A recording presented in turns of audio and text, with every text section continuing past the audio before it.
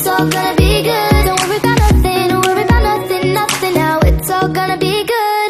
So breathe like you know you should. Yeah, breathe till you've understood. Assalamualaikum warahmatullahi wabarakatuh. Halo semua.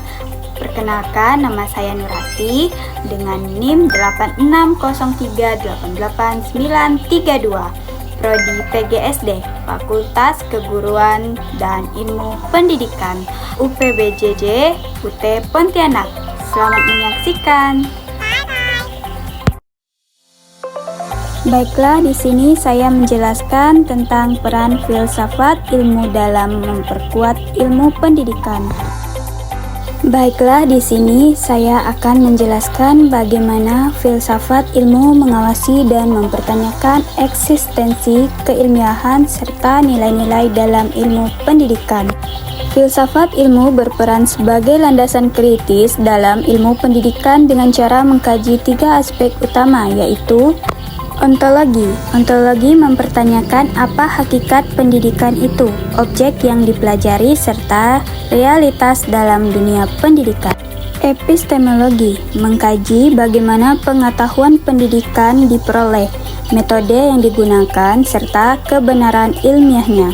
Aksiologi menilai manfaat dan nilai-nilai yang terkandung dalam pendidikan, seperti etika, moral, dan tujuan pendidikan itu sendiri.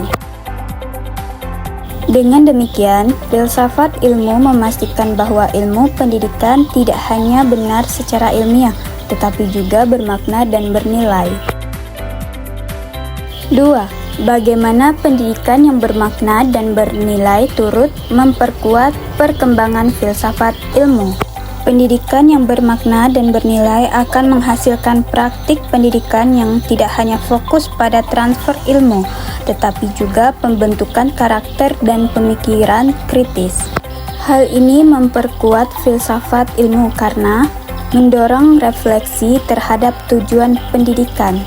Pertama, mengembangkan pemikiran kritis terhadap teori dan praktik pendidikan. Kedua, menjadikan pendidikan sebagai sarana pembentukan. 3. Manusia yang utuh, intelektual dan moral, sehingga pendidikan menjadi ruang aktualisasi dari konsep-konsep filsafat ilmu. Mengapa filsafat ilmu disebut sebagai pisau analisis, ontologi, epistemologi, aksiologi dalam membedah persoalan pendidikan? Filsafat ilmu tersebut sebagai pisau analisis karena digunakan untuk mengkaji masalah pendidikan secara mendalam melalui 3 pendekatan, yaitu ontologi, menganalisis hakikat masalah, misalnya apa itu belajar. 2. Epistemologi, mengkaji cara memperoleh solusi metode pembelajaran yang tepat. 3. Aksiologi, menilai dampak dan nilai dari solusi tersebut, apakah bermanfaat dan etis. Dengan ketiga aspek ini, masalah pendidikan dapat dipahami secara menyeluruh dan tidak dangkal. Contoh konkret penerapan filsafat ilmu dalam praktik pendidikan. Contoh penerapannya dapat dilihat dalam kebijakan kurikulum. Penyesuaian kurikulum mempertimbangkan nilai aksiologi, isi materi, ontologi, dan cara penyampaian epistemologi. Proses pembelajaran. Guru memilih metode pembelajaran aktif karena diyakini lebih efektif secara epistemologis dan bernilai bagi perkembangan siswa. Penilaian pendidikan.